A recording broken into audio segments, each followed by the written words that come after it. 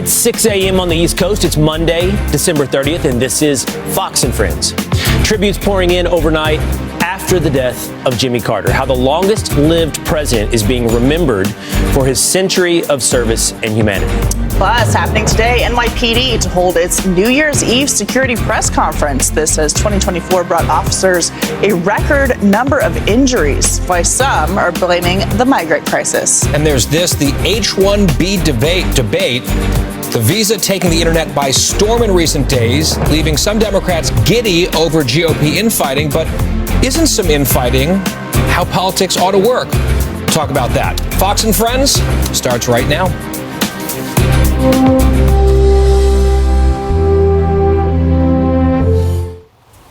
Well, tributes are rolling in from around the world as we remember the 39th president of the United States, Jimmy Carter, who passed away yesterday at the age of 100.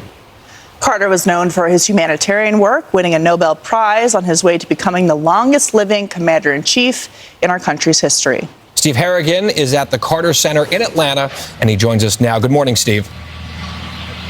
Good morning. Former President Jimmy Carter died in Plains, Georgia on Sunday, surrounded by family. He was 100 years old. Carter had a history of serious medical problems, including melanoma. He spent the last 2 years in hospice care. Tributes about Carter and the life he led are pouring in from around the globe. Here's President Biden.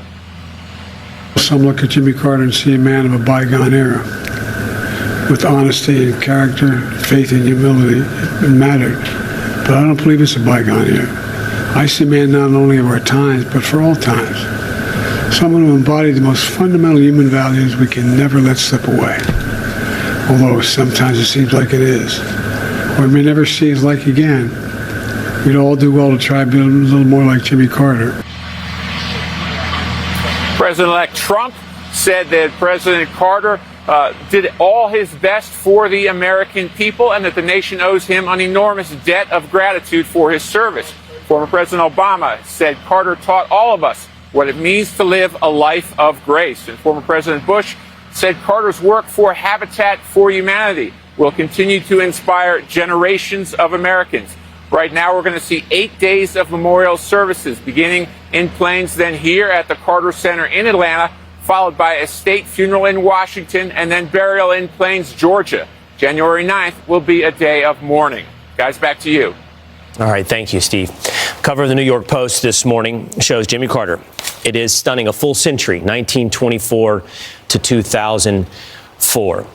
You know, at the outset of the show, I sat down here with Katie and with Guy, and it's one of these situations where you say, this was obviously a man who was elected to lead the president of the United States. He did a lot of great things in his post-presidential career, including Habitat for Humanity. Also, controversial things, and a presidency that many legitimately questioned the effectiveness of in the 1970s. Do you, on the day when you lose an important figure in the United States, do you lionize? Do you criticize?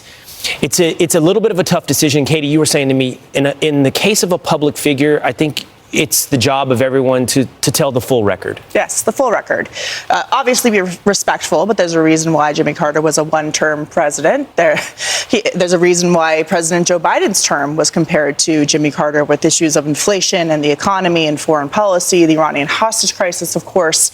And there's a reason why Ronald Reagan came in after Jimmy Carter as president. But that he had a long life, 100 years, is something that I think a lot of people aspire to. And there will be a number of people remembering him today and going forward and attending the memorial services for him, going over his record, both good, controversial, and bad. You know, there's a couple numbers that stand out to me looking back at the life of Jimmy Carter, one of which is 100, obviously, a full century of life, which is extraordinary and very rare. 77 years of marriage to Rosalind Carter. More than 3/4 of a century. They got married years before my father was even alive. That is a long love affair, and they really did, by all accounts, love each other deeply. Rosalind passing away last year, and then Jimmy Carter yesterday. And then another number, it's a tough number, it's 444, the number of days that Americans were held hostage in Tehran during Carter's presidency. And that was a crisis that really consumed his presidency and consumed him personally, based on a lot of the reports.